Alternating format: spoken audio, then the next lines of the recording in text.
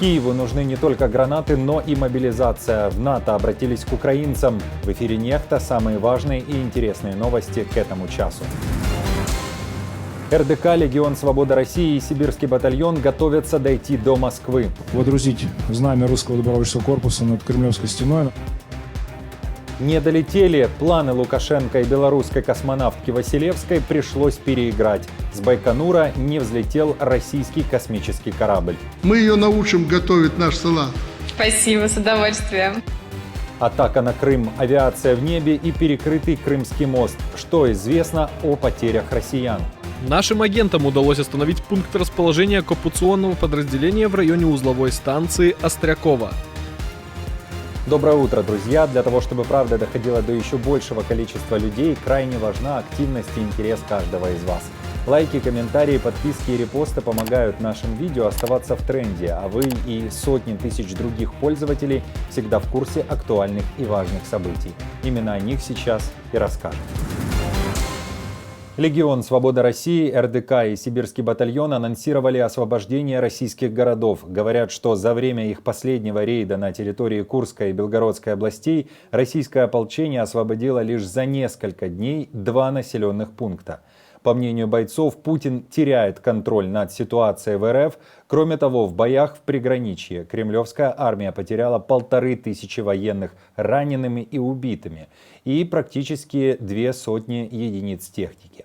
Российская авиация сбросила на населенные пункты Курской и Белгородской областей более 300 авиабомб, говорят в РДК. Наша задача первичная – это помочь вооруженным силам Украины победить в этой войне, отстоять территориальную целостность Украины.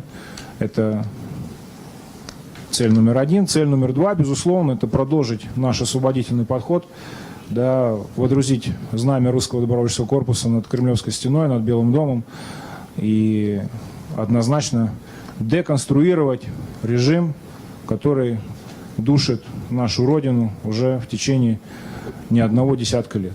Беспилотники атаковали Крым. Россиянам пришлось перекрывать движение на Крымском мосту. Вероятно, что БПЛА направлялись в сторону военных объектов, которые расположены на территории полуострова. В российском Минубийстве уточняли, что в небе над Крымом были замечены 3 беспилотника самолетного типа. Звучали взрывы, в частности в Симферополе. Опять же, по сообщениям оккупантов, попаданий нет. Работала ПВО, которая отразила якобы атаку. Что уж точно было, так это то, что российская авиация сорвалась с места и взлетела из аэродрома Бельбек, уточняли в телеграм-канале «Крымский ветер». В Генштабе ВСУ на момент записи выпуска никаких деталей происходящего в Крыму не сообщали. Тем временем партизаны украинского движения АТЭШ говорят, что нашли хорошую военную цель для вооруженных сил Украины, но оккупанты прикрыли ее гражданскими. Нашим агентам удалось остановить пункт расположения оккупационного подразделения в районе узловой станции Острякова, которая расположена в поселке городского типа Гвардейская. Там расположено около 11 военных грузовиков. Также, по нашей информации, на территории размещены гаубицы. Это очередное доказательство того, что российская армия размещает военную технику и личный состав на территории объектов транспортной инфраструктуры.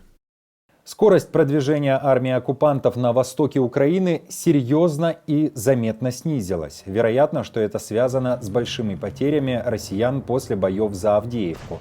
Об этом сообщают в Минобороны Великобритании. Тем временем россияне, наоборот, говорят, что их движение не останавливалось.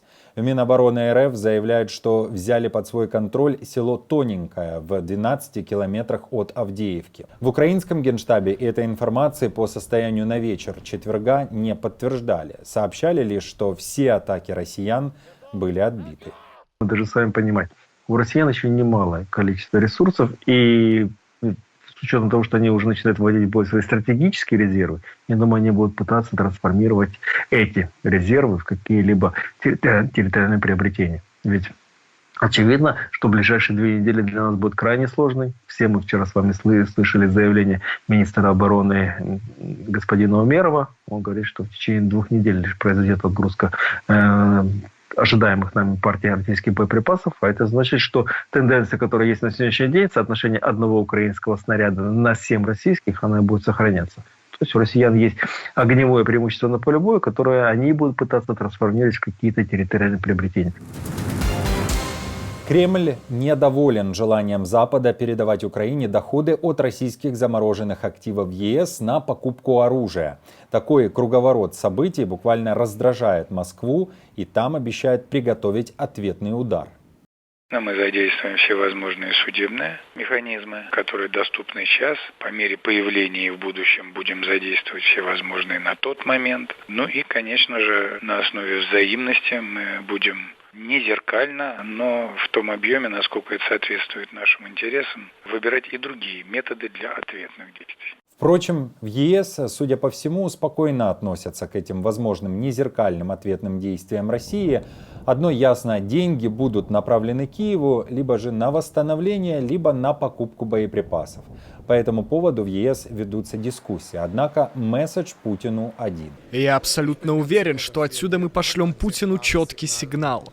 Он просчитался, когда подумал, что мы не сможем поддерживать Украину столько, сколько необходимо. И здесь использование сверхприбыли от российских замороженных средств – это небольшой, но очень важный элемент.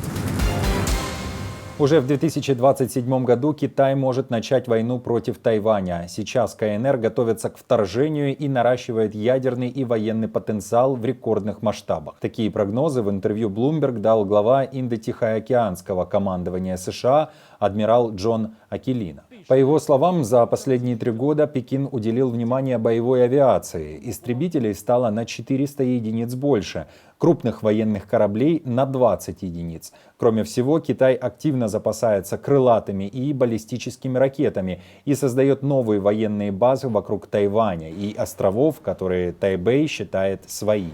Китай уже создал огромные военные базы в Южно-Китайском море на 3 островах, окружающих Тайпинь. Рифе Суби, Рифе Фаери-Кросс и Рифе Мисчев. И все они расположены довольно близко к нашему Тайпину. Космос не принял российский корабль «Союз МС-25». Вернее, даже не попытался, ведь российский корабль не оторвался от Земли. Накануне пуск ракеты «Союз-2-1А» с этим кораблем, на борту которого находились российский космонавт Олег Новицкий, белорусская Марина Василевская, а также американка Трейси Дайсон, был неожиданно отменен. Внимание! На стартовом комплексе. Прошла автоматическая отмена пуска. Привести агрегаты стартового комплекса в исходное состояние, подготовиться к стоянке 24 часа первый. Пилотный принял. Очевидно, что если и повторный запуск не состоится, а он запланирован на 23 марта, то Новицкий с Василевской, которые должны были пробыть на МКС 12 дней, со скоростью света могут отправиться в Минск к Лукашенко. А там уже не изучением космоса займутся, а изучением книги с рецептами. Марина, к слову, очень хотела. Олег, я только единственное попрошу тебя, там же американский сегмент есть станции, да? Да. Ты смотри, чтобы американцы ее там не похитили в свой сегмент. Она будет заходить только с командиром и выходить со мной же. Да-да-да, я тебя очень прошу персонально посмотреть. Нам же она нужна на земле потом. Конечно, вернем в целости и сохранности. После возвращения увижу я вас здесь. Приготовим мы, Олег, традиционный наш салат. Марину угостим. Да. Тем более у нее ж хобби. Мы ее научим готовить наш салат. Спасибо, с удовольствием.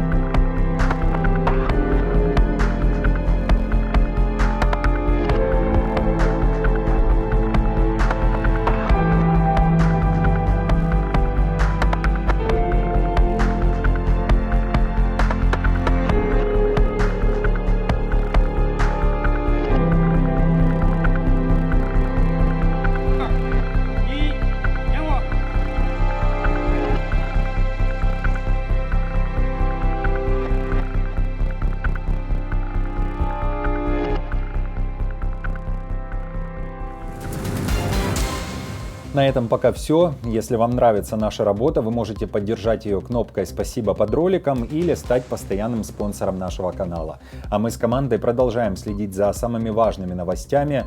Оперативную информацию от Нехта ищите в телеграм-каналах или на платформе X.